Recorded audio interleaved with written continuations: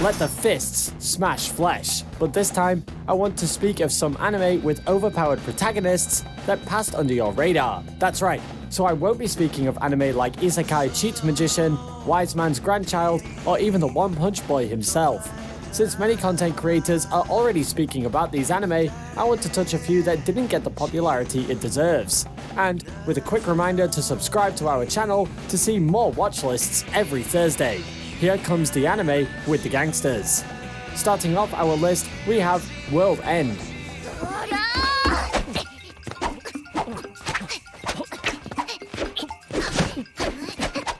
Now, this is based on a light novel, and I'm not going to say its longer name because that's long enough to fill this whole video. But despite looking like another cliché power fantasy, it hits you with its tragedy when it wants and basks you in its beautiful world building and greatly crafted characters. Rather than being overpowered, it is more like the protagonist, Willem, is underrated, but suddenly surprises everyone with their power.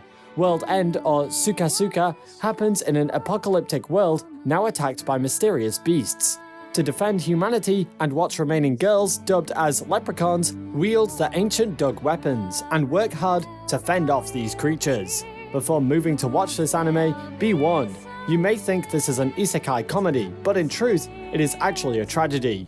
If you can hold off sobs and grit your teeth, then let me tell you that you are in for some great action, a great story, and an anime that does such a great job hitting you where it hurts.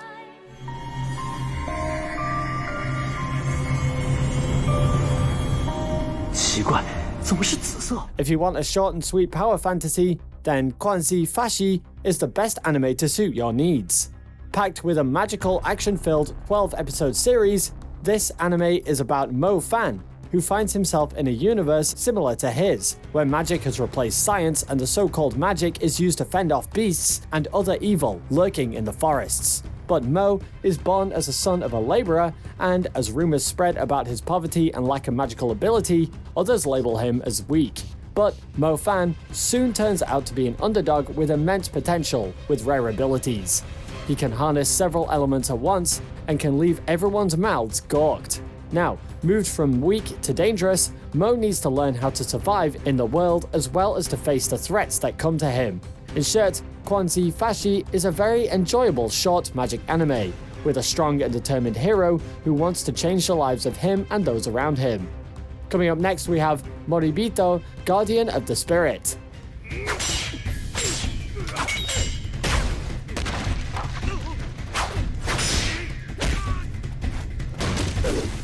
Since the overpowered main character niche is filled with male characters, it is equally refreshing to see an anime with a female lead. And that isn't the only reason why you should watch Moribito. Not only it has a hooking premise, but a character that is memorable and charismatic.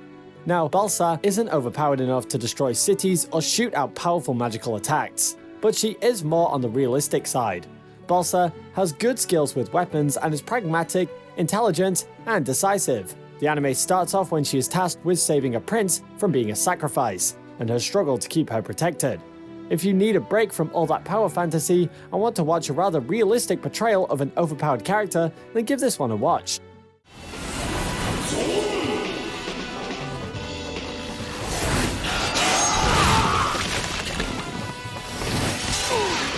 Next at number 7, we have Drifters, one of the most underrated isekai animes released recently. Shimasu Toyohisa is a soldier who is mortally wounded at the Battle of Sekigahara. At his dying moments, he is transported into another world and finds himself in a group known as the Drifters. The Drifters are made of other powerful warriors like him and need to fight off the Ends, who wish to take over the world and kill all the Drifters. Under the Ends' command is an arsenal of monsters ranging from giants to dragons. Unlike most isekai, the anime doesn't have a funny bone, and rather likes to survive through its gory battles and bloodfests. That's because this series is created by Kota Hirano, who, if you didn't know, was the man behind Hellsing. So, if you want a violent Avengers Assemble of a set of overpowered supernatural individuals, then Drifters would neatly hit the mark.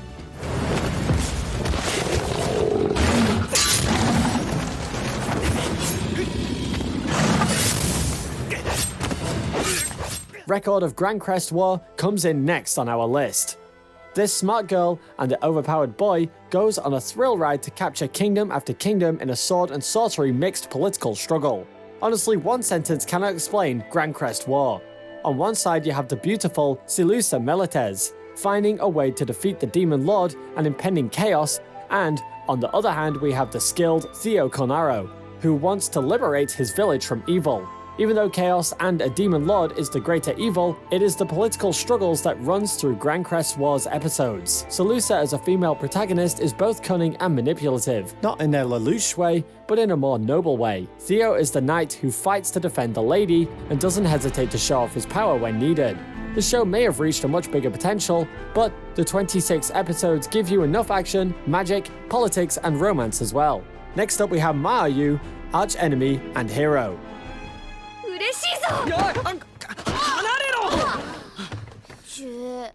Now, I know I spoke about this in my Enemies Turn Lovers video because it focuses on romance much more than action, but its limited action scenes manage to show how powerful the main character is.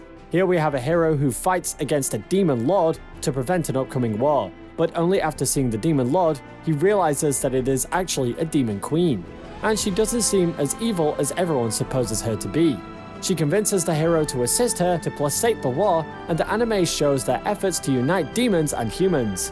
Another thing that you'll notice is, despite being another isekai, it actually brings historical elements into play, and if you ignore its filler and fanservice moments, you're in for an enchanting, romantic action adventure.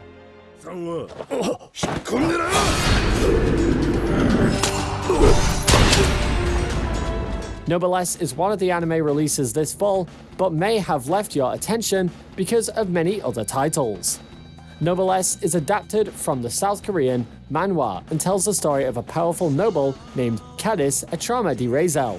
One day, he wakens up in an abandoned building without any memory at all, and soon joins with his servant, Frankenstein, and several of his school friends on a journey to find out about his own past life. They also get tangled in other mysteries of the world along their search, and the manhwa later ties into a much larger plot using the mysteries in each arc. Similar to Tower of God and God of High School, the anime features an exceptional plot and fight scenes, and since it's based on a non-Japanese medium, the anime explores some unique character tropes as well. It is still being released, so you can hook up to the mystery and watch it weekly, or wait for the season to wrap up and then binge watch it all at once. I can't say which methods are better, but either way you watch it, you're in for a great action-packed anime series. Next up we have Tales of Zestiria DX.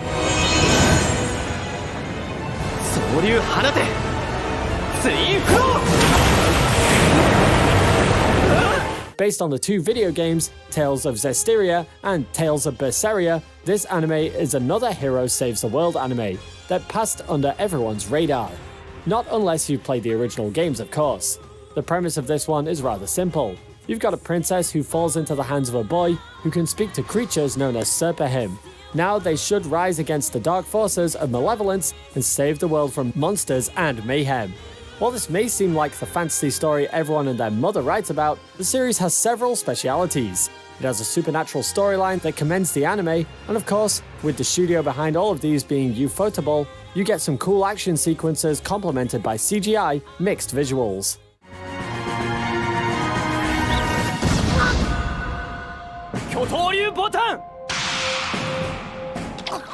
At number 2 comes Katangatari, an anime much similar to Grand Crest, but with less politics and magic, and more talking and schemes. Shichika and Togame is one of the best duos in anime. The former's got a Megumin-like disorder where he practices only one form of sword fighting, and the latter is a genius who schemes behind the shadows. It is Togame who meets Shichika and requests help to find the 12 legendary swords, and along their adventure, they meet various foes who challenge Shichika's skill and Togame's wit. It is written by the same author of Bakemonogatari, so expect a lot of words rather than action. But the anime is both creative and original compared to most modern work, and you are in for a memorable 12 episodes. However, the anime has a rather sad ending, so if you are one who needs to see flowers blooming and romance blossoming, then this one might not be best for you. Topping off our list, we have Unlimited Psychic Squad.